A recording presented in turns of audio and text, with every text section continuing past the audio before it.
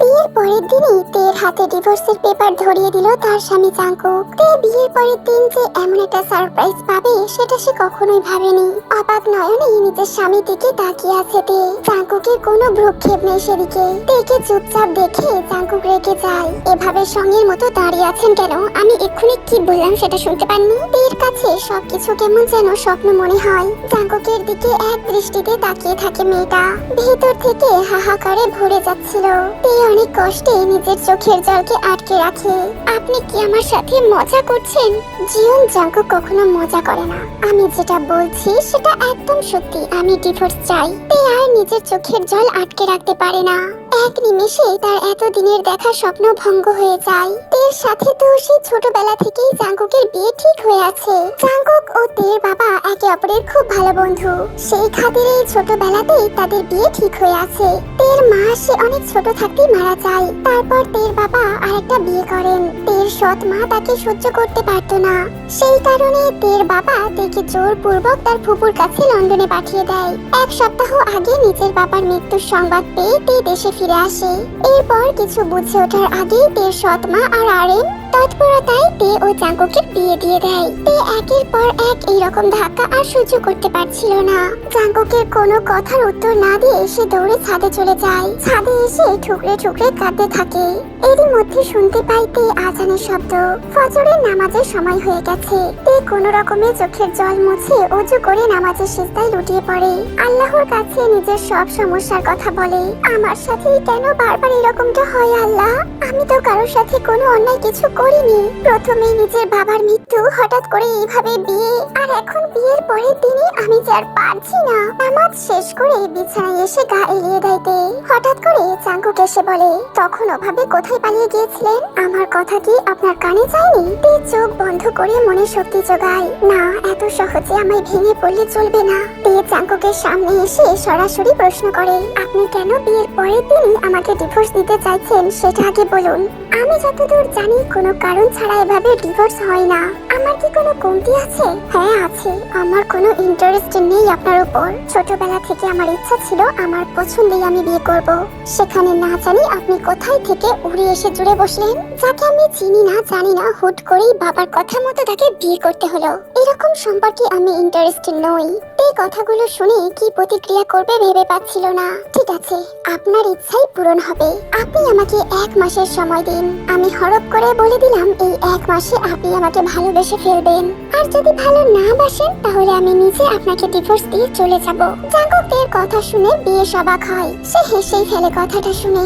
আপনি হাসছেন কেন? না, দেখছিলাম যে লন্ডনে থাকা একটা মেয়ে কিভাবে এত বোকা হতে পারে। আমি ভেবেছিলাম আপনি অনেক আধুনিক এবং স্মার্ট হবেন, বাট এখন দেখছি পুরোটাই উল্টো।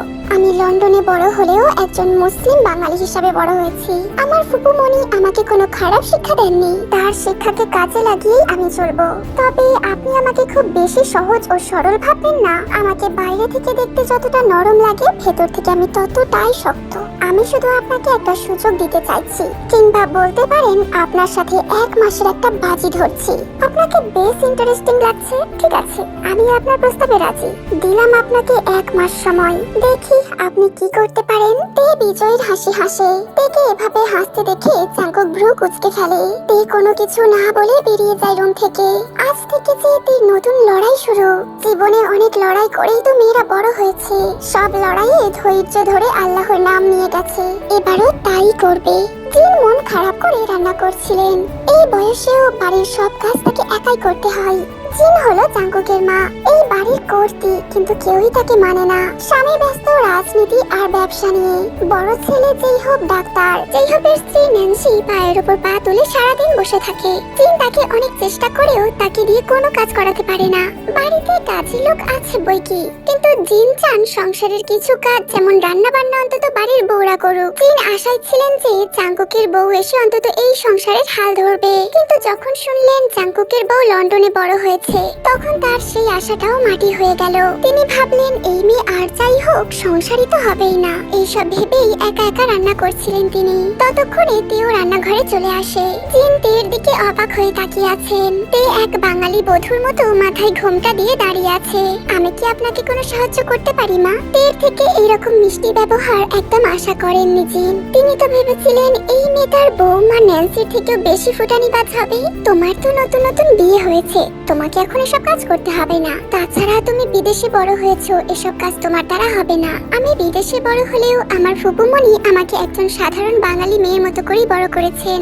আমি ছোট থেকেই রান্না বান্না শিখে আসছি। আলহামদুলিল্লাহ, তোমার ফুপুর কাছে আমি চিরকৃতজ্ঞ থাকবো। কিন্তু মা, তোমার তো নতুন বিয়ে হয়েছে, এখনই এটা তো আমারই সংসার মা। আজ নাই হোক কাল আমাকে তো এই সংসারের হাল ধরতেই হবে।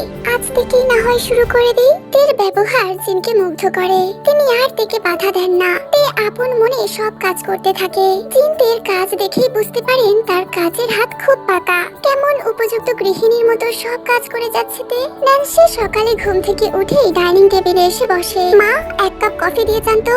কে কফি চাইছে মা? ন্যান্সি, তোমার বড় যা, আমার বড় ছেলে যেই হোপের বউ। আপনি দাঁড়ান, আমি যাচ্ছি। জিন তের হাতে কফি দেন। তে কফিতে আরেকটু বেশি পরিমাণে চিনি মিশিয়ে দেয়।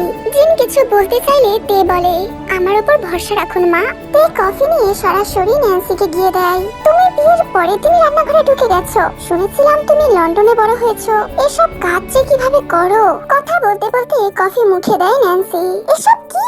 এত মিষ্টি কফি খাওয়া যায় নাকি? তে কফিতে চুমুক দিয়ে বলে, আরে আমার তো ভালোই লাগছে। তোমার যদি ভালো না লাগে নিজে রান্না করে খাও না। তুমি করে বলছি বলে আবার কিছু মনে করো না। তুমি তো আমার বড় যা, তাই বড় বোনের মতোই। যাই হোক, এই বয়সে তোমার শাশুড়ি মা রান্না করে তোমার মুখের সামনে এনে দেবে, আর তুমি পায়ের ওপর পা তুলে বসে খাবে, সেটা তো হবে না। How dare you!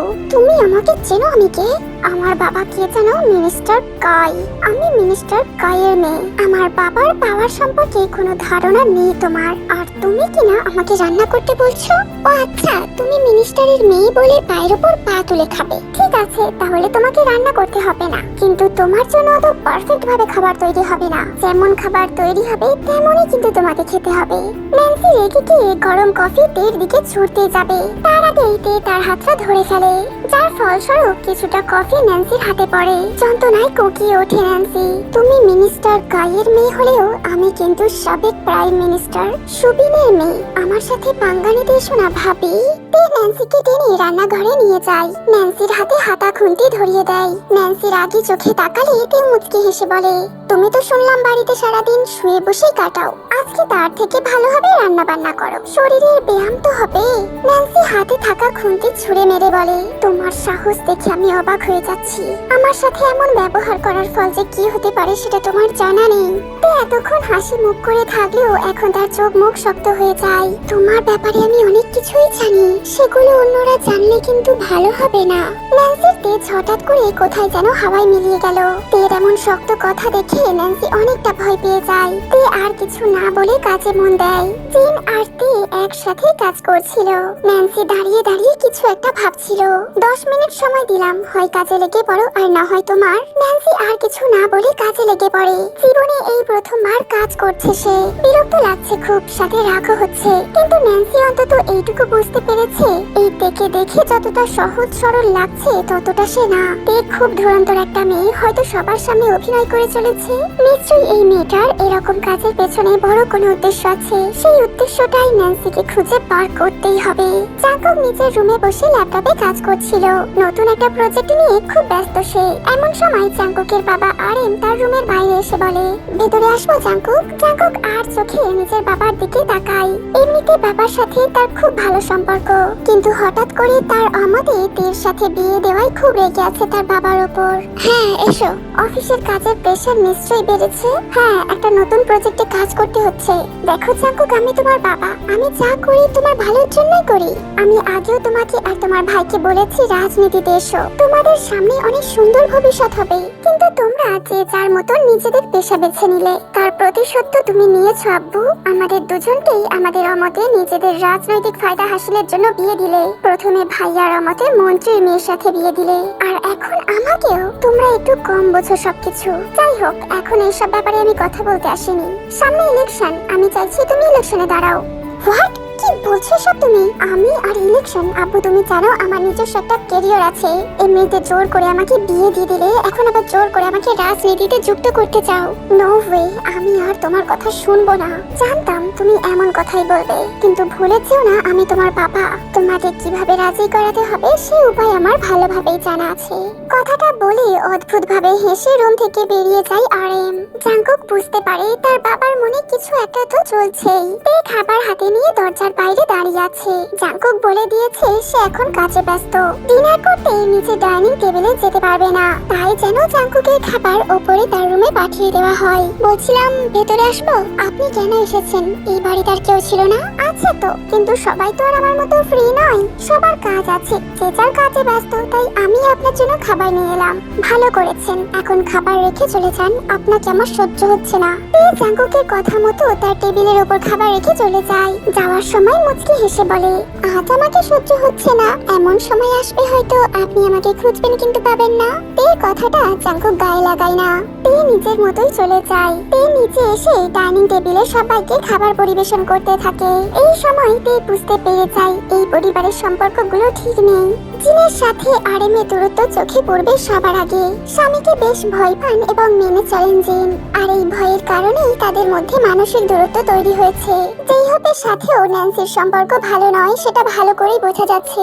যেই হোপকে দেখে বেশ ভালো রুচিসম্মত মানুষই মনে হয়। ন্যান্সির মতো এত অহংকারী মেয়ের সাথে তার বনিবনা না হওয়াটাই স্বাভাবিক। খাবার টেবিলেও ন্যান্সি একটা প্রসঙ্গ টেনে আনাতে তাদের ঝগড়া শুরু হয়। এই বছরের শীতে তো আমরা ঘুরতে যাচ্ছি তাই না যেই হোপ? না, আমার সময় নেই, হসপিটালে ইদানিং রোগীর চাপটা অনেক বেড়ে গেছে, এই সময় ছুটি নেওয়া সম্ভব নয়। তোমার আর কখন সময় থাকে? যখনই কিছু বলি তখনই শুধু অজুহাত আর অজুহাত। এই দেশে মনে হয় তুমি একাই ডাক্তার। যেই হোক উত্তরে আর কিছু বলে না, কিন্তু তার মুখ দেখে বোঝা যাচ্ছিল অনেক কষ্টে নিজের রাগ নিয়ন্ত্রণ করে রেখেছে।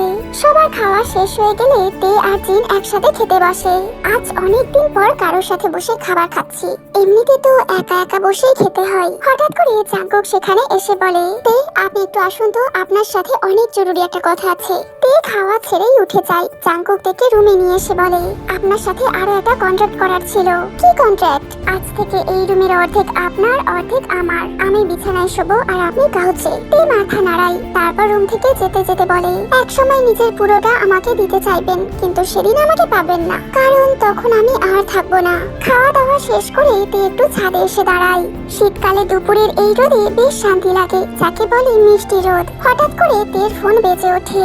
ফোনটা বের করে ফুপুমণি নামটা দেখে তের মুখে হাসি ফুটে ওঠে। ফোন রিসিভ করে সালাম বিনিময় করে নেয়। ভালো মন্দ খোঁজ খবর নেওয়ার পর তের ফুপি তাকে বলে, তুই যে কাজে ওখানে গিয়েছিস সেই কাজটা কি হয়েছে?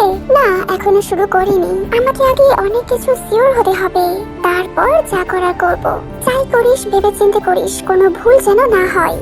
আচ্ছা, সুগা ভাইয়ার কি খবর? সুগার কথা আর কি বলবো, তুই তো জানিস এখনো ছেলেটা রেগেই আছে। করুক রাগ, সবসময় এত হাসি খুশি থাকলে হয় না, মাঝে মাঝে একটু রাগও করে থাকতে হয়। এখনই সুগা ভাইয়াকে কিছু বলার দরকার নাই, ও যা ছেলে সবকিছু জানতে পারলে এখানে এসে পুরো খেলাটাই ঘুরিয়ে দেবে। তা না হয় বলবো না, কিন্তু তুই নিজের খেয়াল রাখিস, সাবধানে সবকিছু করিস। আমি সব কাজ একদম ঠিক করেই করবো, রাখছি এখন। ফোনটা কেটে দিতেই তে দেখে জাঙ্কুক তার সামনে দাঁড়িয়ে আছে। জাঙ্কুককে দেখে বোকার মতো হাসে তে। আপনার আসল উদ্দেশ্যটা কি বলুন তো? আপনার মন জয় করা। জাঙ্কুক ভ্রু কুঁচকে তাকায়। তে এবার তার কানের কাছে গিয়ে ফিসফিস করে বলে, আমার উদ্দেশ্য খুব একটা ভালো না, কিন্তু আপনার কোনো ক্ষতি আমি করব না। আপনার কিছু করার আগে যে আমাকে নিজেকে শেষ করে দিতে হবে। তে হাতে একটা ক্যামেরা নিয়ে দাঁড়িয়ে আছে জাঙ্কুকের বাগানে, বিভিন্ন রকম ফুলের ছবি তুলছে। ছোটবেলা থেকেই বেশ প্রকৃতি প্রেমী সে। ইচ্ছা ছিল বড় হয়ে পুরো পৃথিবী ভ্রমণ করে দেখবে আর সবকিছু ক্যামেরা বন্দি করবে, কিন্তু ভাগ্যের খেলাই এখন সেই জীবন ফ্যামিলিতে, চার দেওয়ালে বন্দি হয়ে থাকতে হচ্ছে সব সময়। হঠাৎ করে তে খেয়াল করলো কেউ দূরে দাঁড়িয়ে গম্ভীর ভাবে তাকে দেখছে। তে বুঝতে পারে সে কে। আমার উপর নজরদারি করে কোনো লাভ নেই, আমার ডান হাতের খবর আমার বাম হাতও জানে না, সেখানে অন্য কেউ আমার ব্যাপারে কি জানবে? তে ছবি তুলতে ব্যস্ত ছিল, কারোর পায়ের শব্দে পেছন ফিরে তাকাতেই জিনকে দেখে তে। জিন তেকে এভাবে ক্যামেরা দিয়ে ছবি তুলতে দেখে বেশ খানিকটা অবাক হয়েছেন। আমার আসলে ছবি তুলতে খুব ভালো লাগে। জিন কিছু না বলেই চলে যান। তের কেমন যেন লাগে ব্যাপারটা। জিন এভাবে কেন চলে গেল হিসাবটা মেলাতে পারছে না সে। আজকাল সবকিছুই তে কেমন যেন অদ্ভুত লাগে। তে নিজের ক্যামেরায় একটি ছবি দেখে বলে, তোমার জন্যই তো এত কিছু করছি আমি। তুমি তো আমাকে ছেড়ে চলে গেছো, তোমার অসমাপ্ত কাজ তো আমাকেই সমাপ্ত করতে হবে। তুমি তো বলেছিলে আমায় যখন আমি থাকবো না তখন কিন্তু তোকে এসব করতে হবে। আমি তো তাই করছি, নিজের জীবনের ঝুঁকি নিয়ে হলেও আমি করব। জাঙ্কুক রোজ সকালের মতো জগিং করতে বের হয়েছে। আজ সকালে উঠে তেকে দেখেনি। ব্যাপারটাকে একদম গুরুত্ব দেয়নি সে। এমনিতেও মেয়েটাকে সহ্য হয় না তার। কেন যে 1 মাসের চুক্তি করলো সে? মেয়েটা মাঝে মাঝে এমন সব কথা বলে যেন মেয়েটাকে ছাড়া জাঙ্কুকের চলবেই না। জাঙ্কুক নিজের গলার চেন থেকে একটা ছবি বের করে, একটা বাচ্চা মেয়ের ছবি। ছবিটা দেখে দীর্ঘশ্বাস ফেলে জাঙ্কুক। আমি কিন্তু এখনো তোমার অপেক্ষায় আছি বন্ধু। তুমি বলেছিলে তুমি আমার কাছে একদিন ঠিকই ফিরবে। আমি সেই দিনের অপেক্ষায় আছি। তুমি ছাড়া আর কাউকে নিজের মনে ঠাঁই দেব না আমি। আর ওই মেয়ে ভাবছে ওকে 1 মাসের মধ্যে ভালোবেসে ফেলবো। 1 মাস তো দূরের কথা, সারা জীবন এখানে পড়ে থাকলেও ওর জন্য আমার কোনো অনুভূতি নেই। আমি শুধু তোমাকেই ভালোবাসি বন্ধু। তে ন্যান্সির রুমের পাশ দিয়ে যাওয়ার সময় তার কিছু কথা শুনতে পাই। আজকে রাতেই যা করার করবে, সবকিছু যেন ঠিকঠাক হয়। কোনো ভুল কিন্তু আমি পছন্দ করি না। বিপরীত দিক থেকে উত্তর আসে, আমি সব কাজ একদম ঠিকভাবেই করব। কাক পক্ষী কেউ টের পাওয়ার আগে খেল খতম করে দেব একদম। গুড, তাহলে আমি এখন রাখছি। ন্যান্সি ফোন রেখে দিয়ে রহস্যজনক হাসে। তে ন্যান্সির সেই হাসি ভালোভাবে পর্যবেক্ষণ করে বলে, এই হাসি যে আমার খুব চেনা। তাহলে ন্যান্সি ভাবে কি সে যার খোঁজ আমি এতদিন ধরে করছিলাম? তে দরজার কাছেই দাঁড়িয়েছিল, তখনই হঠাৎ করে জেইহব চলে আসে। তুমি এখানে কি করছো? এদিকেই যাচ্ছিলাম, আসলে কিছু কাজ ছিল। তে আর সেখানে না দাঁড়িয়ে দ্রুত চলে যায়। জেইহব ব্যাপারটাকে গুরুত্ব না দিয়ে রুমে প্রবেশ করে। জেইহব দেখে ন্যান্সি কিছু একটা লুকিয়ে রাখছে। কি লুকাচ্ছ আমার থেকে? আমি কেন কিছু লুকাতে যাব? তুমি নিজের কাজ করো। এমনিতে তো এই রুমেই আসো না, হসপিটালে সারা দিন কাটিয়ে দাও। তাহলে আজকে কোন দুঃখে এলে? আমার রুমে আমি কখন আসবো যাব সেটার পারমিশন তোমার থেকে নিতে যাব কেন? তুমি আমার জীবনে এসে আমার জীবনটাকে একদম নষ্ট করে দিয়েছো। নিজের রুমে আসতে আমার ভয় লাগে। তুমি যা ডেঞ্জারাস, কোথায় যে কি লুকিয়ে রাখো। ডেঞ্জারাসের জন্যই তো এখন অবধি টিকে আছি। না হলে কি হতো? কিচ্ছু হতো না। আমি আসছি। ন্যান্সি বাইরে চলে যায়। জেইহব ন্যান্সির কথাগুলো মনোযোগ দিয়ে ভাবতে লাগলো। আসলে মেয়েটাকে ভালোভাবে বোঝা যায় না, কখনো কখনো খুব রহস্যময় ব্যবহার করে। ন্যান্সির অতীত সম্পর্কে যদিও বা তার কোনো ধারণা নেই, তবুও সে এতটুকু আন্দাজ করতে পারে ন্যান্সির সাথে এমন কিছু হয়েছিল যার কারণে সে এমন অদ্ভুত ব্যবহার করে। ন্যান্সি আসলে ভালো নাকি খারাপ সেটা জেইহবের দ্বারা বোঝা কোনোভাবেই সম্ভব নয়, তাই সে বোঝার চেষ্টাও করে না। জাঙ্কুক অফিসের কাজ শেষে রাতে বাড়ি ফিরে দেখতে পাই তে তার জন্য অনেক সুন্দর করে খাবার সাজিয়ে রেখেছে। জাঙ্কুকের কাছে এত কিছু আদি খেতা মনে হয় এসব করে আমার মন জয় করতে পারবেন না। এরকম ট্রিক্স আমার উপর কাজ করবে না। এটা কোনো ট্রিক্স নয়, এটা কেয়ার বলে। এসব করে কি প্রমাণ করতে চাইছেন? আপনি খুব কেয়ারিং ওয়াইফ। প্রমাণ করার কি আছে? আমি তো কেয়ারিংই। আপনি আমায় ভালো নাই বা বাঁচতে পারেন, কিন্তু এই সত্যটা তো অস্বীকার করতে পারবেন না। জাঙ্কুক কিছু বলে না, কারণ সত্যিই তে খুব কেয়ারিং। এই মেয়েকে দেখে মনেই হয় না সে লন্ডনে বড় হয়েছে। জাঙ্কুক খাবার খেতে বসে যায়। তে একটু বাইরে আসে। সুগা ফোন করেছে, ফোনটা রিসিভ করে। তুই এইভাবে কি করে বিয়েটা করলি? তুই এভাবে ঠকাতে পারলি? ভালোবাসার কোনো মূল্য নেই তোর কাছে? আজ ভালোবাসার থেকে তোর উদ্দেশ্যটাই বড় হয়ে গেল। শান্ত হও ভাইয়া, আমার কাছে ভালোবাসার মূল্য আছে, কিন্তু সবার আগে আমার উদ্দেশ্য।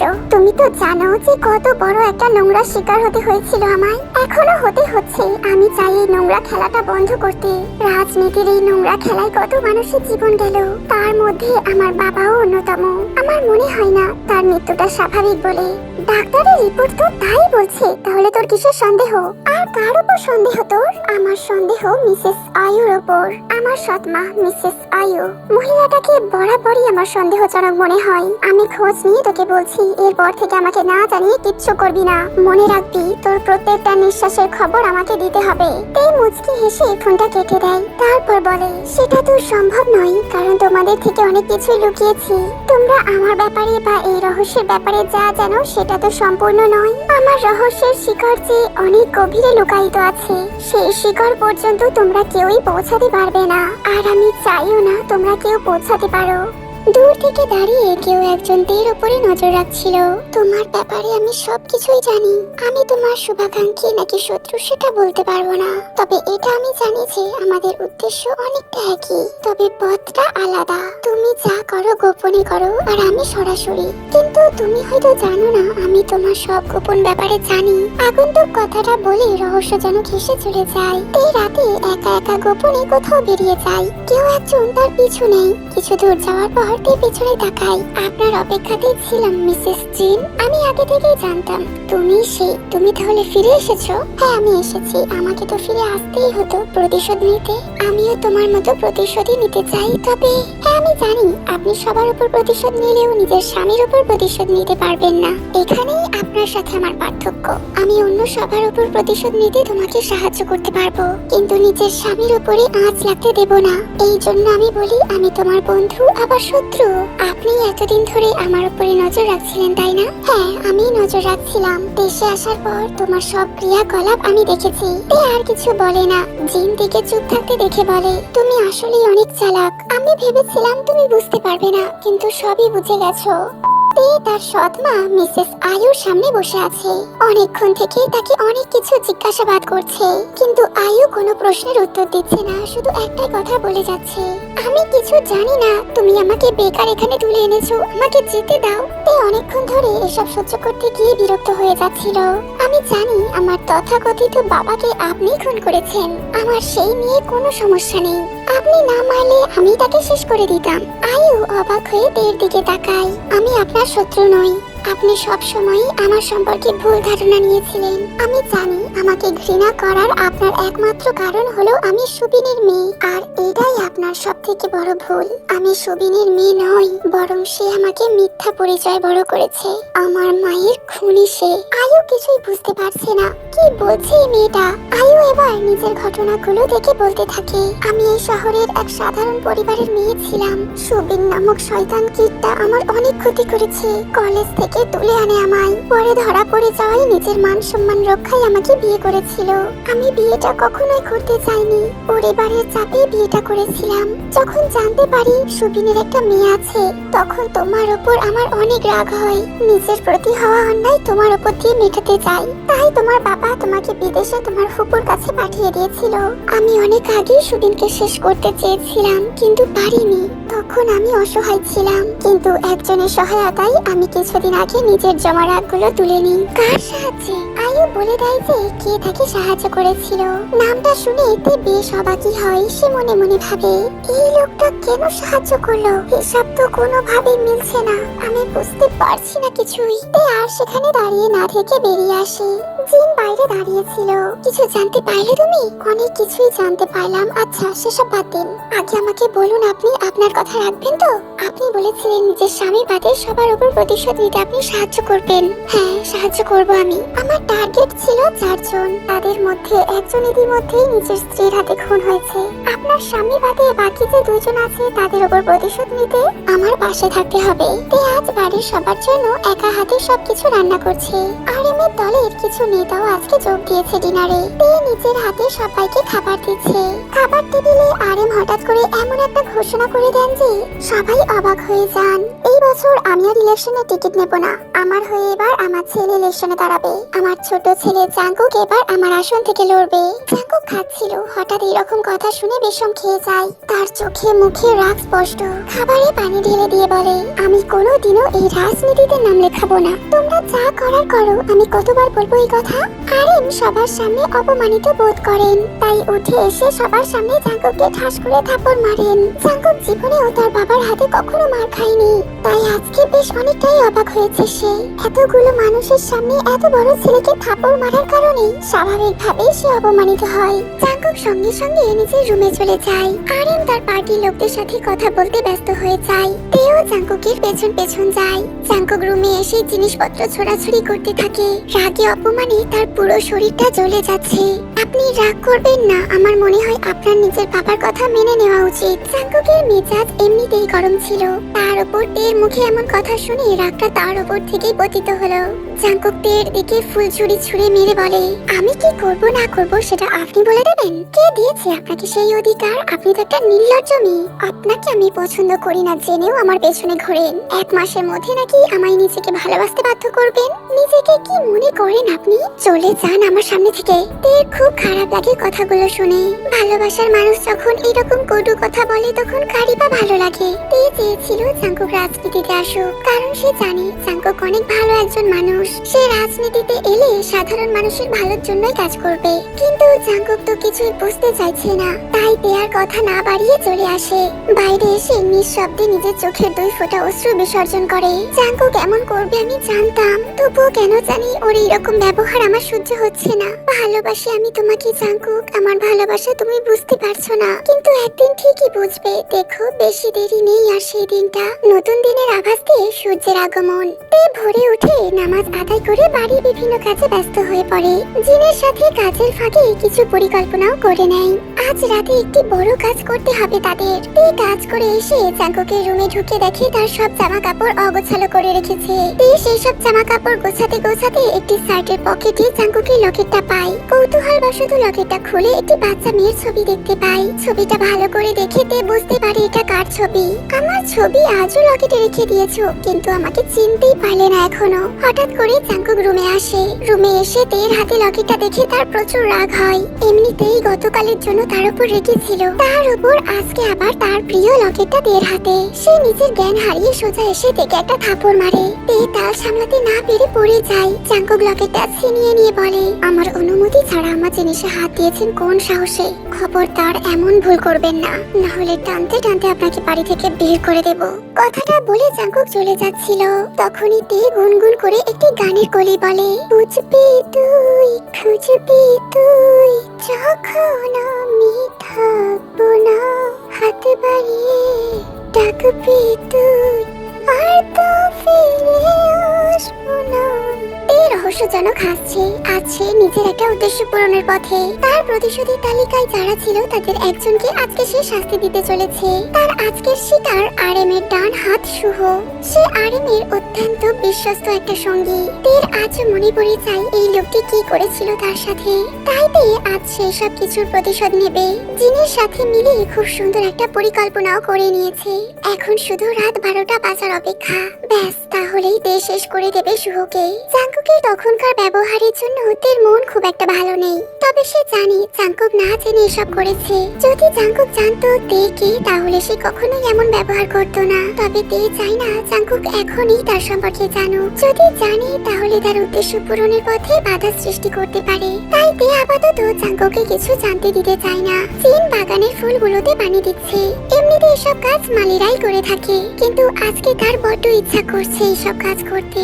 এক পর্যায়ে শুভ চলে আসে সেখানে। শুভকে দেখে জিনের বুকে চিনচিনিয়ে ব্যথা অনুভব করলো। আজ রাতে এই লোকটাকে শাস্তি দিতে হবে। এটা কখনো ভাবেননি জিন। এক সময় যাকে নিজের থেকেও বেশি ভালোবাসতো, আজ কিনা তারই মৃত্যুর বন্দোবস্ত করতে হচ্ছে। শুভ জিনের সামনে এসে মাথা নিচু করে নেয়। এতটা ঠকবাজ না হলেও পারতে। আর যাকে ঠকাই না কেন, আপনাকে ঠকানোর কথা কখনো ভাবিনি। আপনি তো জানেন সেটা। জিন কোনো উত্তর দেয় না। তার সামনে ভেসে আসে অতীতের কিছু স্মৃতি। যেই ভয়ঙ্কর অতীত আজ এইরকম একটা নোংরা খেলার সৃষ্টি করেছে। রাজনীতির মঞ্চে ইউনহো এক চিরচেনা নাম। অনেক জনপ্রিয় এক জনদরদি নেতা তিনি। রাজনীতির মঞ্চে তাই তার এক আধিপত্য। ইউনহোর একমাত্র মেয়ে জেনি। দেখতে যেমন সুন্দরী তেমনই সুন্দর তার ব্যবহার। মনে কোনো রকম অহংকারের লেশ মাত্র নেই। গরিব ধনী সবাইকে এক করে নেয়। বাবা ব্যস্ত রাজনীতিতে, তাই জেনিকে দেওয়ার মতো সময় তার কাছে নেই। এই নিয়ে জেনির কোনো অভিযোগও নেই। সে জানে বাবা একজন ভালো মানুষ, যা করে মানুষের ভালোর জন্যই করে। জেনি অবশ্য একা নয়, তার সাথে রয়েছে তার ফুফাতো বোন জিন। জেনির ফুফা ফুফি অনেক বছর আগে এক সড়ক দুর্ঘটনায় মারা যায়। তারপরে ইউনহো জিনকে নিজের বাড়িতে এনে নিজের মেয়ের মতোই দেখেন। জেনির শৈশব কৈশোর কেটেছে জিনেরই সাথে। এখন দুজনেই কলেজের ছাত্রী। এই বয়সেই জিনের মনে বসন্ত লেগেছে। তাদের পাশের ভার্সিটির শুভ নামের একটি ছেলেকে মন প্রাণ দিয়ে ভালোবাসে সে। শুভ প্রথম তাকে পাত্তা না দিলেও এখন দুজনের মধ্যে প্রণয় চলছে। অপরদিকে জেনির এসব প্রেমে কোনো আগ্রহ নেই। সে পড়াশোনা আর মানুষের সেবা নিয়ে থাকতে চায়। তবে জিনের প্রেম নিয়েও তার কোনো সমস্যা নেই। জিনের প্রেমের গল্প শুনতে তার বেশ ভালোই লাগে। এরকমই একদিন জিন জেনিকে ভার্সিটিতে নিয়ে যায় জোরপূর্বক। উদ্দেশ্য বর্ষবরণ অনুষ্ঠান দেখা। সেই অনুষ্ঠানে ভার্সিটির প্রায় সকল ছাত্রছাত্রী উপস্থিত ছিল। তাদের মধ্যে অন্যতম একজন ছিল RM। ভার্সিটির ছাত্র রাজনীতির সঙ্গে যে অতপ্রতভাবে জড়িত একটি ছাত্র সংগঠনের সাধারণ সম্পাদক সে। তারই অনুষ্ঠান দেখার সময় হঠাৎ করে RM এর চোখ আটকে যায় এক সুন্দরী রমণীর দিকে, যার সরু দুই জোড়া চোখ, গালে টোল পড়া হাসি মুগ্ধ করে তাকে। RM মুগ্ধ হয়ে মেয়েটিকে দেখতে থাকে। শুভ RM এর পাশেই দাঁড়িয়েছিল। ছোটবেলা থেকেই তারা একে অপরের বন্ধু। তাই RM শুভকে দেখে মেয়েটিকে দেখিয়ে বলে, কে ওই সুন্দরী রমণী? ওই মেয়েটার কথা বলছো ওস্তাদ? ওর নাম তো জেনি, মন্ত্রী ইউনহোর একমাত্র মেয়ে। তোমাকে জিনের কথা বলেছিলাম না, আমার প্রেমিকা। জিনের মামাতো বোন ওই মেয়েটা। আমাকে যে করেই হোক মেয়েটার সাথে কথা বলার ব্যবস্থা করে দে। আচ্ছা ওস্তাদ, দেখছি। শুভ বরাবরই RM এর বাধ্য। তাই তাকে কোনো প্রশ্ন না করে সামনে এগিয়ে আসে। কিন্তু তার বুঝতে আর বাকি নেই যে ওস্তাদ প্রেমে পড়েছে, তাও আবার তারই প্রেমিকার বোনের। ভাবা যায়। কিন্তু শুভর পৌঁছানোর আগেই জেনি সেখান থেকে চলে যায়। শুভ জেনিকে খুঁজে না পেয়ে জিনকে জিজ্ঞাসা করে, তোমার মামাতো বোন কোথায় গেল? এখানেই তো ছিল, জানি না কোথায় গেল। অন্যদিকে জেনি একজনের দিকে মুগ্ধ দৃষ্টিতে অপলক তাকিয়ে আছে। জীবনে প্রথম কারোর জন্য এমন অদ্ভুত অনুভূতি জন্ম হলো তার মনে। সে যেন নেশাক্ত হয়ে গিয়েছিল সুদর্শন যুবকের মধ্যে। এক পর্যায়ে চোখ যায় ছেলেটির বুকে লাগানো ব্যাচের দিকে, যেখানে লেখা ছিল কাই। তে ও জিন অধীর আগ্রহে বসে আছে 12টা বাজার জন্য। এর মাঝে জিনের চোখ ইতিমধ্যে ভিজে গেছে। তে বুঝতে পারছে তার অবস্থাটা, তাই তার বুকে মাথা রেখে বলে, এখনো ভালোবাসেন তাকে? ভালোবাসা কখনো হারিয়ে যায় না। ভালোবাসা মনের মাঝে খুব সুপ্ত ভাবে লুকিয়ে থাকে। জানি এটা বলা অন্যায় হবে, কারণ আমার স্বামী সন্তান সব আছে। তবুও সত্য তো সত্যই। শুভকে একসময় খুব ভালোবাসতাম আমি, আর আজ সেই ভালোবাসার মানুষটাকে কিনা আপনি সেই শুভকে ভুলে যান যে আপনাকে পাগলের মতো ভালোবাসতো, যে ছিল একজন সহজ সরল ব্যক্তি। বরং সেই ভয়ানক শুভকে মনে করুন, তাহলেই দেখবেন আপনি সাহস পাবেন তাকে শেষ করার। জিন মাথা নাড়াই। হঠাৎ করে তের ফোনটা বেজে ওঠে। তে ফোনটা রিসিভ করতেই বিপরীত দিক থেকে সুকা বলে ওঠে, এত বড় সত্যটা তুই কেন আমার থেকে লুকিয়েছিস? কি বলছো একটু বুঝিয়ে বলবে? তুই আমার মামাতো বোন না, সুবিনের মেয়ে না তুই। আজ মা বাবার কথোপকথনের মাধ্যমে আমি এই সত্যিটা জানতে পারলাম। তাহলে বল আমায়, কে তুই? তুমি একদম ঠিক জেনেছো, আমি তোমার মামাতো বোন নই। আমি সুবিনের মেয়ে না।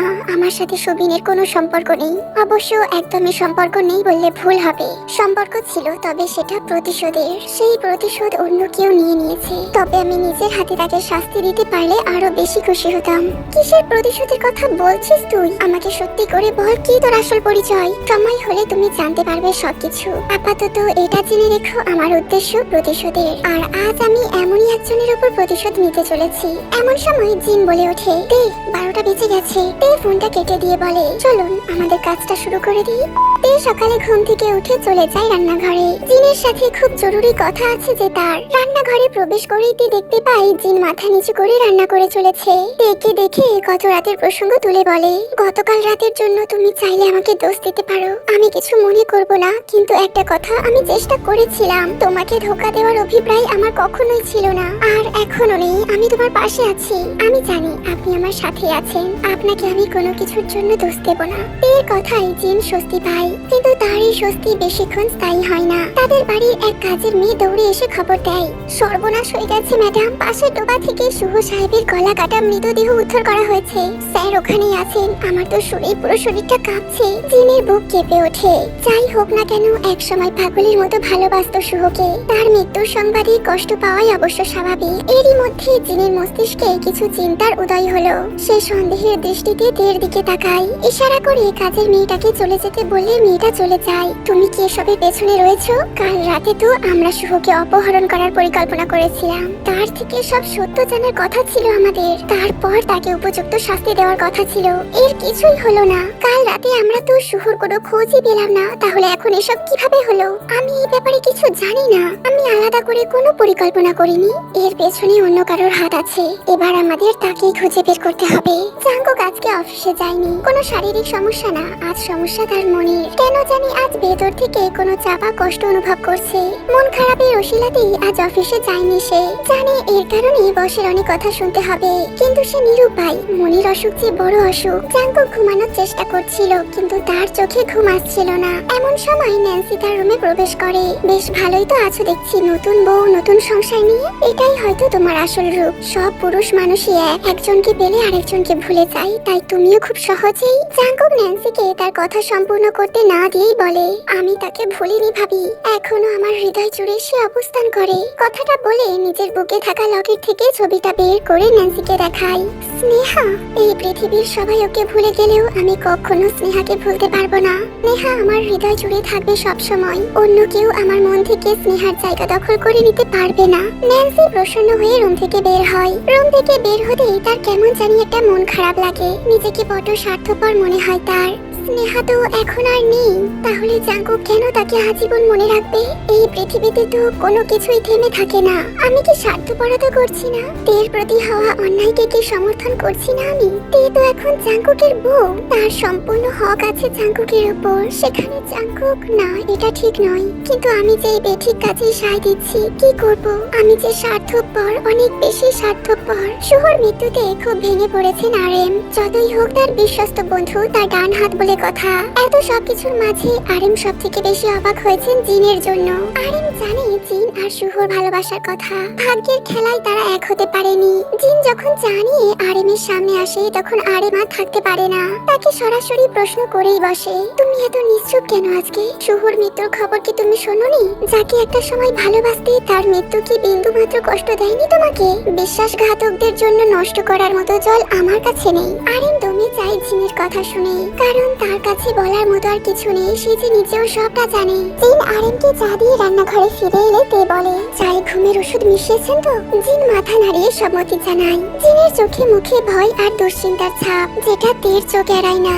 চিন্তা করবেন না, আপনার স্বামীর কোনো ক্ষতি আমি করব না। তার কাছ থেকে সব প্রশ্নের উত্তর চাইবো শুধু, আর কিছু না। তের কথাই জিন স্বস্তি না পেলেও ভরসা পায়। অন্যদিকে চা খাওয়ার কিছুক্ষণ পর ঘুমে ঘোরে ঢলে পড়ে আরএম। তে ও জিন নিজেদের কাজে লেগে পড়ে। আরএমের জ্ঞান ফিরলে সে নিজেকে একটি আবদ্ধ ঘরে আবিষ্কার করে। চোখ মেলেই তেকে দেখতে পাই। তের দিকে এক পলক তাকিয়ে আরএম বাঁকা হেসে বলে, আরএমকে তুমি এখনো চিনতে পারোনি। আমি বড্ড জেদি। আমার ইচ্ছের বিরুদ্ধে আমার সাথে কেউ কিছু করতে পারে না। তুমি আমাকে এখানে নিয়ে আসতে পেরেছো, তার কারণ আমি চেয়েছি আসতে। একটা মানুষের যে কত রূপ, কত ছলনা থাকতে পারে, সেটা আপনাকে না দেখলে বুঝতামই না। আপনি কেন আয়ুকে দিয়ে আমার তথাকথিত বাবা সুবিনকে মেরে ফেলার ব্যবস্থা করেছেন? আর কেনই বা নিজের প্রাণ প্রিয় বন্ধুকে নিজের হাতে? আরএম ইশারা করে থামিয়ে দেয় তেকে। তে কিছুক্ষণ চুপ থেকে আবারও বলে, মিসেস জেনিকেও আপনি শেষ করেছেন তাই না? যাকে ভালোবাসা যায় তাকে কখনো মেরে ফেলা যায় না। আর কত নাটক করবেন আপনি? আমি জানি আপনি জেনে খুনি। আপনি ছাড়া এই কাজ আর কেউ করতে পারে না। আপনি, আমার বাবা কাই, শুভ আর সুবিন মিলে আমার মাকে মেরে ফেলেছিলেন। আপনাদের শাস্তি দেওয়াই আমার মূল উদ্দেশ্য, যেটা আমি অবশ্যই পূরণ করব। আমি জানি তুমি জেনির মেয়ে স্নেহা। তে অবাক হয়ে যায় কথাটা শুনে। আরএম কিভাবে জানলো এই কথাটা? তুমি আগে আমার কাছে অতীতের ব্যাপারে শোনো, তাহলে সবকিছু বুঝতে পারবে। ইউনহো তার একমাত্র মেয়ের বিয়ের জন্য পাত্র দেখা শুরু করেন, কিন্তু তিনি তার মেয়ের মতামতকে বেশি গুরুত্ব দিতেন। তোমার কি কাউকে পছন্দ? আমি তোমার বিয়ের কথা ভাবছি। জেনি তার বাবার কাছে কিছু লুকায় না। ভার্সিটির মাঠে সেদিন যেই ছেলেটাকে দেখেছিল, তার কথায় সে তার বাবাকে বলে দেয়, হ্যাঁ, কাই নামের একজনকে। সে আমাদের কলেজের লাগোয়া ভার্সিটিতেই পড়ে। ওই ভার্সিটিতে যে কাই নামের ছেলে আছে, সে তো আমার বন্ধু বগুমের ছেলে। বাহ, বেশ ভালো। আমি তাহলে বিয়ের কথাবার্তা শুরু করে দিই। তুমি এখন ভেতরে যাও। জেনি খুশি মনে নিজের রুমের ভেতরে চলে যায়। পরের দিন কলেজে যাওয়ার পথে আবারও নিজের পছন্দের মানুষটাকে সে দেখতে পায়। দূর থেকে আরএম তাকে দেখে। আসলে জেনি যাকে পছন্দ করেছিল সে আরএম নিজেই। আরএম ও কাই একে অপরের খুব ভালো বন্ধু, যাকে বলে গলায় গলায় ভাব। সেদিন অনুষ্ঠানে একে অপরের ব্যাচ পরিবর্তন করে নিয়েছিল তারা, যার কারণে জেনি আরএমকে দেখে ভেবেছিল সে কাই। আরএম নিজের চুলের স্টাইল ঠিক করে জেনির সামনে আসতে চায়, কিন্তু তার আগে জেনি কলেজে ঢুকে যায়। কলেজে বাইরের লোকদের প্রবেশের অনুমতি ছিল না, তাই আরএম কিছু করতেও পারে না। অপেক্ষা করতে থাকে ছুটি হওয়ার, কিন্তু কিছু জরুরি কাজে আরএমকে চলে যেতে হয়। টানা এক সপ্তাহ কাজের জন্য বাইরে থাকতে হয়েছিল তাকে। এই এক সপ্তাহে রাজনৈতিক দলের হয়ে অনেক কাজ করে সে নেতাদের নজরে আসে, বিশেষ করে ইউনহোর নজরে আসে সে। ইউনহো এর মধ্যে বগুমের সাথে জেনি আর কাইয়ের বিয়ের ব্যাপারে কথা বলে নিয়েছে। এক মাসের মধ্যে বিয়ের কথাটা ঠিক হয়, তবে আপাতত কথাটা গোপন রাখা হয়। বগুম যেন হাতে চাঁদ পেয়ে যায়। অবশেষে তার স্বপ্ন স্বপ্ন পূরণ হতে চলেছে। ইউনহো বর্তমানে দলের প্রধান নেতা, অনেক সম্পত্তি আর ক্ষমতা তার মেয়েকে ছেলের বউ বানাতে পারলে সোনায় সোহাগা। আরিম কাজ সেরে ফিরে এসে আবার জেনির সাথে দেখা করে। এবার ফুল দিয়ে তাকে নিজের মনের কথাও বলে, সাথে এও বলে, আমি আজ তোমার কাছে উত্তর চাইবো না, কাল দুপুরে এই সময় আমাকে উত্তর দেবে। পরের দিন যথাসময়ে জেনি এসে জানায় সেও আরিমকে ভালোবাসে। আরিম খুশিতে আত্মহারা হয়ে যায়। জেনি সেখান থেকে লজ্জায় চলে যায়। তখনও জেনি জানতে পারে না আরিমের আসল নাম। এরপর রোজই তাদের দেখা সাক্ষাৎ কথাবার্তা হতো, কিন্তু জেনি আরিমের নাম জানতে চায় না, আর আরিমও নিজের নাম বলে না। তাই তাদের মধ্যে সবকিছুই ধোঁয়াশা থেকে যায়। এরই মধ্যে একদিন ইউনহু সবার সামনে নিজের মেয়ের সাথে কাইয়ের বিয়ের ঘোষণা করে দেন। খবরটা রাজনৈতিক মঞ্চে বেশ সাড়া ফেলে। পেপার পত্রিকায় হেডলাইনের প্রধান খবরে পরিণত হয়। বিয়ের কথা প্রকাশ্যে আসার পর জেনিকে আর বাড়ি থেকে বের হতে দেওয়া হয় না। জেনিও খুশি ছিল, কারণ সে জানতো ইউনহু তার সাথে তার ভালোবাসা কি বিয়ে দিচ্ছে।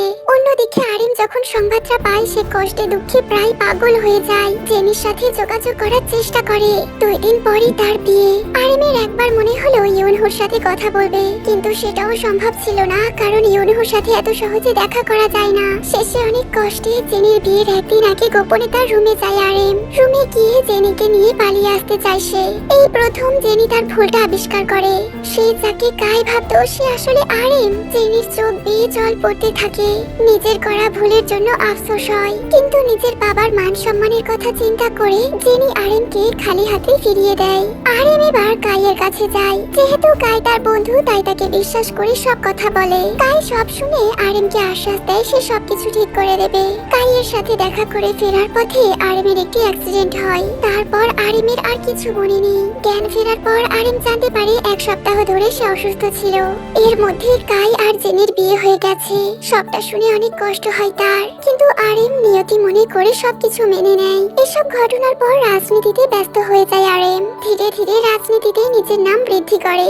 ইউনহুর সব থেকে ভরসার পাত্র হয়ে ওঠেন। ইউনহু আচমকা একদিন স্ট্রোক করেন। তার কেন জানি মনে হয় তার হাতে আর বেশি সময় নেই। নিজের মেয়েকে তো বিয়ে দিয়ে দিয়েছেন, তাই তার একমাত্র চিন্তা তার নিজের বোনের মেয়ের জিনকে সুপাত্রে দান করতে পারলেই তার শান্তি। তাই ইউনহু একদিন জিন আর আরিমকে একসাথে ডেকে বলে, আমি বুঝতে পারছি আমার হাতে আর বেশি সময় নেই। আমার একটা শেষ ইচ্ছা আছে। জিনকে আরিমের সাথে বিয়ে দিয়ে নিশ্চিন্তে মরতে চাই। জিন ও আরিম দুজনেই হতবাক হয়। জিন কখনো নিজের মামাকে তার আর শুহুর ব্যাপারে বলেনি। এবার আরিম বলতে চাইলেও তাকে বাধা দিয়ে জিন বলে, মামার কাছে আমি ঋণী। তিনি নিজের মেয়ের মতো আমাকে মানুষ করেছেন, তাই তার এই শেষ ইচ্ছা আমি পূরণ করতে চাই। এভাবে আরেকটি ভালোবাসাও ধ্বংস হয়ে যায়। শুহুকে কষ্ট দিয়ে তার সামনেই তার প্রাণ প্রিয় বন্ধু আর প্রেমিকার বিয়ে হয়। এর কিছুদিন পরেই ইউনহু মারা যান। দেখতে দেখতে 12 বছর অতিবাহিত হয়। আরিম ও জিনের কোলজুড়ে তখন 10 বছর বয়সী জেইহো ও 8 বছর বয়সী জাংকুক। অন্যদিকে কাই আর জেনির 2 মেয়ে ন্যান্সি আর স্নেহা, যাদের বয়স যথাক্রমে 7 ও 5। 2 পরিবারের মধ্যে বন্ধুত্ব থাকায় তাদের বাচ্চাদের মধ্যেও বেশ ভাব। বিশেষ করে স্নেহা আর জাংকুকের একে অপরের সাথে খুব ভাব। সব সময় তারা বড় বউ খেলে। সবকিছু আপাত দৃষ্টিতে সুন্দর মনে হলেও ভিতরের রহস্যগুলো ধীর গতিতে সামনে আসতে থাকে। জেনি আবিষ্কার করে কিছু তিক্ত সত্য। তার বাবা স্বাভাবিকভাবে মারা যায়নি, তাকে মেরে ফেলা হয়েছিল। এর পেছনে কার কার হাত আছে এটারই অনুসন্ধানে নামে সে। এই অনুসন্ধানে যেটা বেরিয়ে আসে সেটা আরো বেশি ভয়ানক ছিল। জেনি জানতে পারে তার বাবার মৃত্যুর পেছনে তার স্বামী কাইয়ের হাত রয়েছে। ক্ষমতার লোভে কাই সহ তার বন্ধু সুবিন আর শুহু রয়েছে এর পেছনে। শুহু মূলত জিনকে হারানোর ক্ষোভ থেকে কাজটা করেছিল। জেনি সবটা জানার পর প্রমাণ সংগ্রহে নেমে পড়ে। এক সময় সব প্রমাণও সংগ্রহ করে ফেলে, কিন্তু কাই জেনে যায় সবকিছু। সে জেনিকে মেরে ফেলার জন্য পেছনে লোক লাগায়। ন্যান্সি স্কুলে ছিল, তাই জেনি তার ছোট মেয়ে স্নেহাকে নিয়ে পালিয়ে আসে বাড়ি থেকে। এই পরিস্থিতিতে ভরসা করার জন্য একজনকেই পায় জেনি, আর সে হলো আরিম। তাই তার সঙ্গে যোগাযোগ করার চেষ্টা করে তার ফোনে ফোন করে। অন্যদিকে আরিমের মন মেজাজও ভালো নেই। আজ সে অনেক বড় একটা সত্য জানতে পেরেছে। 12 বছর আগে কাই ও জেনির বিয়ের আগে যে অ্যাক্সিডেন্ট হয়েছিল তার পেছনে কাইয়ের বাবা বগুমের হাত ছিল। কয়েক বছর আগে লোকটা মারা গেছে, তাই কিছু করতে পারছে না সে। তা না হলে ঠিকই তার মুখোমুখি হয়ে প্রশ্ন করতো সে। অন্যদিকে কাই তার বন্ধু সুবিনকে বলে, জেনিকে মেরে ফেলবি, কিন্তু আমার মেয়ে স্নেহার যেন কোনো ক্ষতি না হয়। সুবিন তাই করে। জেনি সবে মাত্র আরিমকে ফোন করে। আরিম ফোন রিসিভ করতেই সে বলে ওঠে, তো তোমাকে একটা বড় সত্যি কথা সম্পূর্ণ হওয়ার আগেই সুবিন এসে ফোনটা কেড়ে নিয়ে দূরে ছুঁড়ে ফেলে। স্নেহাকে টেনে হিঁচড়ে বের করে নিয়ে তারপর জেনিকে গাড়িতে লক করে দেয়। কিছুক্ষণ পর একটি ট্রাক এসে গাড়িটাকে ধাক্কা দেয়। স্নেহা চিৎকার করে বলছিল, আমি সব কিছু জানি। আব্বু সুবিন আঙ্কেল মিলে আমার নানাকে মেরে ফেলেছে। আম্মু আমায় বলেছে এখন আম্মুকেই মারা হলো। সুবিন স্নেহার মুখ চেপে ধরে কাইকে সব জানায়, আমার মেয়ের কোনো ক্ষতি করবে না, প্রয়োজনে ওকে দূরে পাঠিয়ে দাও, আটকে রাখো, তাও যেন কোনো ক্ষতি না হয়। সুবিন তাই করে। প্রথমে স্নেহাকে আটক করে, পরে সুযোগ বুঝে নিজের বোনের কাছে লন্ডনে পাঠিয়ে দেয়। এসব কিছুর বিনিময়ে কাইকে ভয় দেখিয়ে একসময় প্রাইম মিনিস্টার হয়ে যায় সুবিন। তে আরিমের মুখে সব কথা শুনে অবাক হয়ে যায়। তার মানে তার ধারণা ভুল ছিল। তে এতদিন ভাবতো আরিম, কাই, সুবিন আর শুভ মিলে তার মাকে খুন করেছে। আজ তে বুঝতে পারছে তার ধারণা কতটা ভুল ছিল। আজ আমি অনেক অজানা সত্য জানতে পারলাম। আমার এখনো বিশ্বাস হচ্ছে না যে আমার মাকে এভাবে মেরে ফেলা হয়েছে। শুধু তাই নয়, আমার নানাকেও। প্রতিশোধ তো প্রায় সম্পূর্ণ। এখন শুধু কাইকে তার পাপের শাস্তি পেতেই হবে। ভালো করে ভেবে দেখো, উনি কিন্তু তোমার বাবা। তুমি কি ওনার উপর প্রতিশোধ নিতে পারবে? আমার কাছে ওনার একটাই পরিচয়, উনি আমার মায়ের খুনি। আমি ওনাকে ওনার পাপের শাস্তি অবশ্যই দেব। তার আর কোনো দরকার নেই। আমি অলরেডি সব ব্যবস্থা করে রেখেছি। কাইয়ের গাড়িতে টাইম বোম সেট করেছি। এতক্ষণে ও বোধহয় ন্যান্সি আরিমকে ফোন করে বলে, আপনাকে অনেক ধন্যবাদ আঙ্কেল, আমার মায়ের খুনিকে শাস্তি দেওয়ার জন্য। আমি যখন প্রথম সপ্তাহ জানতে পেরেছিলাম আমারও খারাপ লেগেছিল। এখন আর খারাপ লাগছে না। আমার মা এখন খুব খুশি হয়েছে। তোমার জন্য অনেক বড় একটা উপহার পাঠিয়ে দিচ্ছি আমি। কি উপহার? তোমার বোন স্নেহাকে তোমার কাছে পাঠিয়ে দিচ্ছি। এই হলো স্নেহা। ন্যান্সি খুব খুশি হয় এই কথাটা শুনে। এতদিন তার বোন তার চোখের সামনে ছিল, অথচ সে চিনতেও পারেনি। আর একটু অপেক্ষা করো শুধু। আরিম ফোনটা কেটে দিয়ে থেকে বলে, যাও, তুমি তোমার জীবনটা সুন্দরভাবে উপভোগ করো। যখন আমি থাকবো না তখন কিন্তু আমার অবর্তমানে তোমাকে সবকিছু সামলাতে হবে। আমার পরিবার, আমার রাজনীতি, সবকিছু। প্লিজ আমাকে ক্ষমা করবেন। আমি আর চাই করি রাজনীতি করব না। আমার একদম ভালো লাগে না এসব। শুধুমাত্র এই রাজনীতির জন্য আমার পুরো জীবনটা বদলে গেছে। আমার মা, নানা সবার মৃত্যুর কারণ এই রাজনীতি। সেই রাজনীতিতে আমি জড়াবো না। যা ভালো মনে করো। তবে আমার পরিবারকে কিন্তু তোমাকেই সামলাতে হবে। কাইকে খুনের দায় নিয়ে আমি জেলে যাব। তুমি আমার পরিবারকে সামলে নিও। জি আচ্ছা। অন্যদিকে জাঙ্কুক এতক্ষণে জেনে গেছে তেই হলো আসল স্নেহা। সবটা জেনে খুব খুশি হয়েছে সে। এখন শুধু তের ফিরে আসার অপেক্ষা। জাঙ্কুক থেকে ফোন করে, আমার থেকে সবকিছু কেন লুকালে এভাবে? আমি কিছুই লুকাইনি, তুমি আমাকে চিনতে পারোনি। এখানে আমার কি কোনো দোষ আছে নাকি? সব তোমার দোষ। দোষ গুণের হিসাবাত। এখন তুমি তাড়াতাড়ি চলে আসো, তারপর সবকিছুর জবাব দেব। যখন আমি নিজেই থাকবো না তখন কাকে জবাব দেবেন? একদম বাজে কথা বলবে না। তুমি সব সময় থাকবে আমার হয়ে। বিপরীত দিক থেকে ফোন কাটার শব্দ পেয়ে জাঙ্কুক চুপ করে যায়। 1 বছর পর জাঙ্কুক আজকে বিয়ের সাথে প্রস্তুত হচ্ছে। জীবনে এগিয়ে যাওয়ার সিদ্ধান্ত নিয়েছে জাঙ্কুক। তার সামনে দাঁড়িয়ে আছে ন্যান্সি। তোমার বোন বলেছিল যখন আমি থাকবো না তখন আমার মূল্য বুঝবেন, আমাকে ফিরে পেতে চাইবেন, তখন চাইলেও আর ফিরে পাবেন না। ও কিন্তু ওর কথা রেখেছে। নির্দয়ের মতো আমাকে একা রেখে চলে গেছে। কি করব বলো? আমার বোনের জীবনটা কেমন যেন ছিল। মেয়েটা কষ্ট করেই গেল সারা জীবন, এখন আমাদেরকে কষ্ট দিয়ে আবারও চলে গেল। ন্যান্সি, তুমি এখানে কি করছো? নিজের খেয়াল রাখার কথা একটু মনে থাকে না তোমার? ভুলে যেও না তোমার গর্ভে কে বেড়ে উঠছে। তুমি এত চিন্তা করো না তো ডাক্তার বাবু।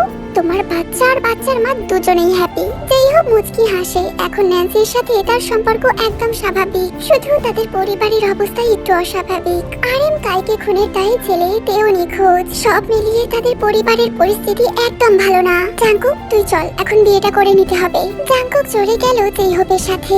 ন্যান্সি থেকে স্মরণ করে বলে, কোথায় হারিয়ে গেলি তুই বোন? হারিয়ে যদি যাবি তাহলে ফিরে এলি কেন? সবকিছু এলোমেলো করে দিয়ে আবার চলে গেলি। এখন তোকে ছাড়া কি করব আমি? তোকে যে খুব মনে পড়ে। বিয়ের আসরে বসে আছে জাঙ্কুক। পাত্রীর আসার কোনো খোঁজ খবর নেই। পাত্রী আসছে, কিন্তু শর্ত হলো সে মুখ ঢেকে থাকবে। বিয়ের আগে কেউ পাত্রীর মুখ দেখতে পারবে না বলে দিয়েছে। সবাই অবাক হলেও এই অদ্ভুত শর্তই মেনে নেয়। তাদের বিয়েটা কমপ্লিট হয়। নতুন বউয়ের সাথে বাসর ঘরে পাঠানো হয় জাঙ্কুককে। জাঙ্কুকের এখন খুব বিরক্ত লাগছে। মেয়েটা সে কখন থেকে মুখ ঢেকে আছে, কোনো কথাও বলছে না। আপনি কি এখনো মুখ দেখাবেন না? তাহলে বিয়েটা করলেন কেন? পাত্রী কোনো উত্তর দেয় না। এরই মাঝে জাঙ্কুকের ফোনে একটা ফোন আসে। তে এখনো বেঁচে আছে। সেদিন কয়েকজন তাকে কিডন্যাপ করেছিল। কারা করেছিল সেটা বলা যাবে না, কারণ তারা কোনো খারাপ উদ্দেশ্যে এমনটা করেনি। তারা একটি গোপন মিশনে যুক্ত ছিল। সেই মিশনের কাজে তেও যুক্ত ছিল। যাই হোক, সেই গোপন মিশন সম্পূর্ণ হয়েছে। আমি সুগা, সেই মিশনের প্রধান। এই মিশনটা এতটাই গুরুত্বপূর্ণ যে বাইরের কাউকে এই মিশনের ব্যাপারে জানানো যাবে না। তে কোথায়? কিন্তু অপর পাশ থেকে কলটা কেটে দেওয়া হয়। জাঙ্কুক কোনো উত্তর না পেয়ে কাঁদতে থাকে। এ কি করে ফেললো সে? তের ফিরে আসার অপেক্ষা না করে বিয়ে করে নিল। চলে যায় এখান থেকে, আপনার প্রয়োজন নেই আমার লাইফে। তখনই মেয়েটা গুনগুনিয়ে একটা গান গেয়ে ওঠে। বুঝবি তুই, কাঁদবি তুই, যখন আমি থাকবো না, হাত বাড়িয়ে ডাকবি তুই, আর তো ফিরে আসবো না। তুমি ফিরে এসেছো?